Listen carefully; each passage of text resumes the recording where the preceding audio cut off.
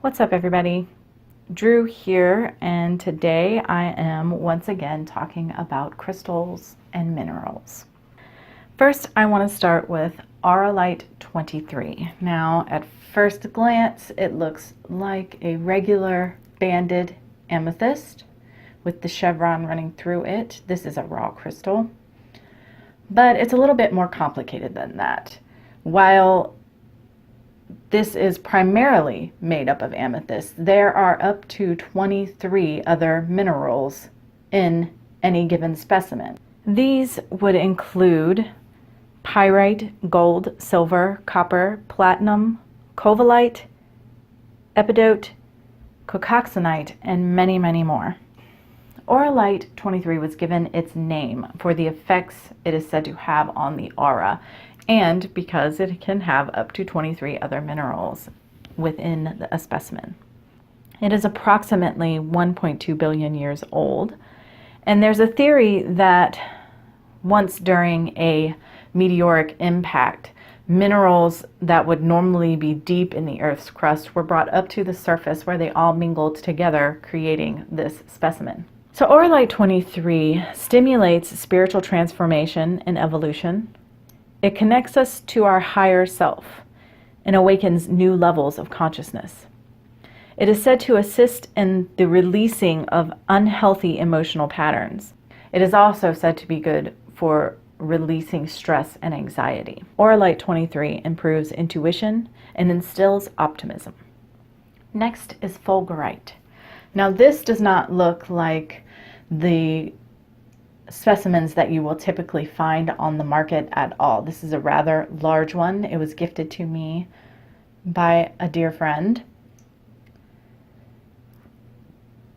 This looks much more similar to what you'll find on the market. They're usually a tube shaped like this. And you will notice that there is a hole running through the specimen. Now, typically, the ones that I've seen on the market have much larger hole than this, one that you can actually almost even look through and definitely like blow air all the way through. This one, however, was gifted to me by a friend. It was actually found in the area that I live in. Fulgurites are formed by lightning striking sand. So the intense heat from the strike vaporizes the sand at the center, and it melts the sand around the edges of the strike, leaving this tube.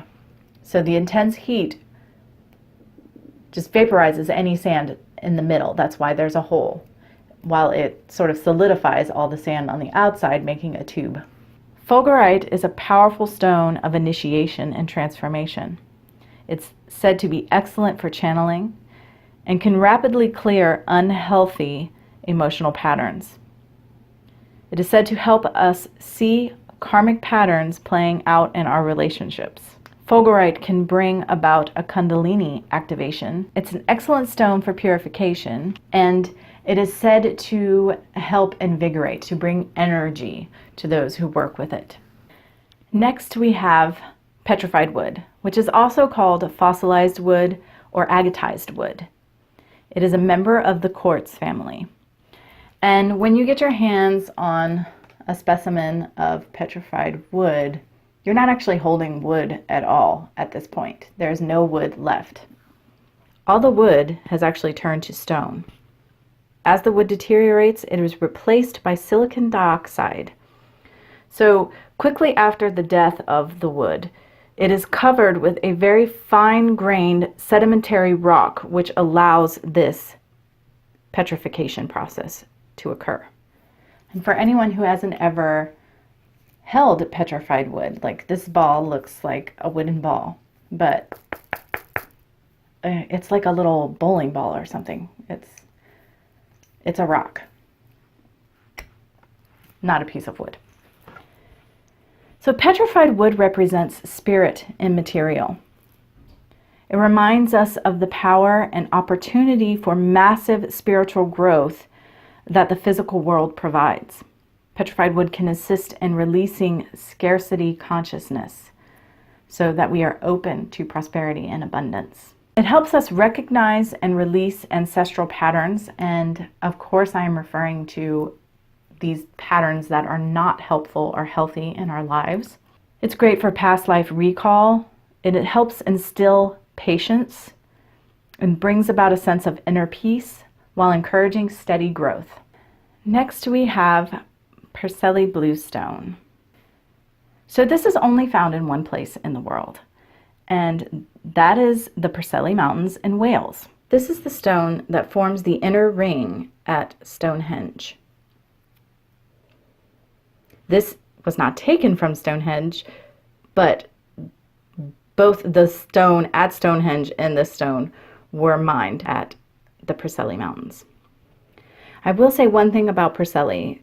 It's one of those stones where size absolutely does matter. A little bit of this goes a long way. The intensity is said to be greatly magnified with larger specimens. Now, I am not speaking from personal experience. I have not been around a large specimen of this, but I absolutely can attest to the fact that Preseli Bluestone packs a wallop, energetically speaking. And something that I've never heard anyone else say, but has been my own personal experience, is that Preseli Bluestone and Moldavite don't really get along.